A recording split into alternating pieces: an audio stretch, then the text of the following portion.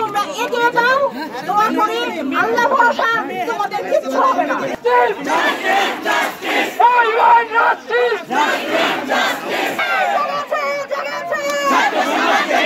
আমার ভাই কবরে, খুনি কেন বাহিরে, খুনি কেন বাহিরে, ছাত্রজনগণ অ্যাকশন। প্রশাসনকে বলতে চাই, আপনাদের বেতন দেওয়া হয় আমাদের ট্যাক্সের টাকায়।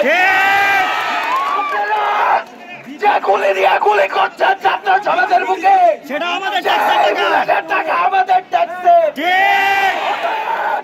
আমি স্পষ্ট বলতে চাই, ছাত্র সমাজকে গুলি করে দমানো যাবে না। আমি পুলিশকে বলতে চাই, কাকে গুলি করেন? আমি একজন পুলিশের সন্তান, পারলে আমার বুকে গুলি করবেন।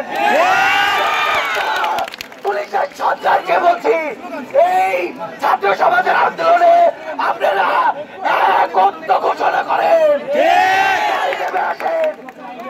আমাদের টাঙ্গাইলের শিক্ষকদের অনুরোধ করছি, আপনারা এগিয়ে আসেন, ছাত্রদের পক্ষে দাঁড়ান। আজকে বুদ্ধিজীবীরা আমাদের সাথে একমত পোষণ করেছে, শিল্পী সমাজ আমাদের সাথে একত্রতা পোষণ করেছে, প্রত্যেকটা বিশ্ববিদ্যালয়ের শিক্ষক সমাজ আমাদের সাথে একত্রতা পোষণ করেছে।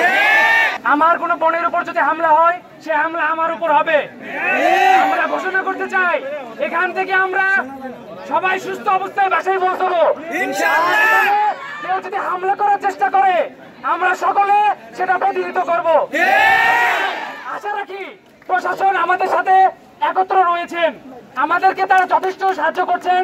টাঙ্গাইলের প্রশাসন আমাদের অনেক হেল্প করছেন। আমাদের পরীক্ষার্থী ভাই বোনদের যাদের আটক করা হয়েছে, তাদের যদি মুক্ত করা না হয়, আমরা কেউ পরীক্ষায় বসবো না। লড়াই লড়াই চাই, জেগেছে রে জেগেছে, জেগেছে রে জেগেছে,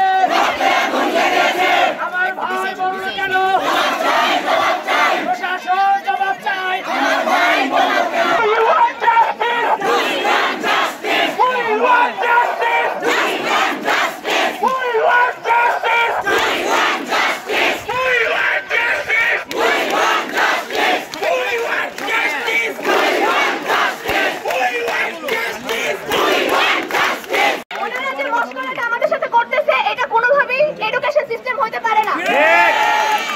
আমাদের যদি এক্সাম দিতে হয়, আমরা সবাই মিলে হয়তো শিক্ষা কেন্দ্রে পরীক্ষা দিব, না হলে আমাদের সবাইকেই জেলে আসন বিন্যাস করে দেওয়া হবে। থানা থেকে নাকি কল আসছে, যাতে আমি কোনোভাবেই যাতে আমি আন্দোলনে যোগ না দিই। তখন আমাকে বলা হয়েছে, যাতে আমি কোনোভাবে আন্দোলনে না যাই, তাহলে আমার সমস্যা হবে, তারা আমার সমস্যা করবে।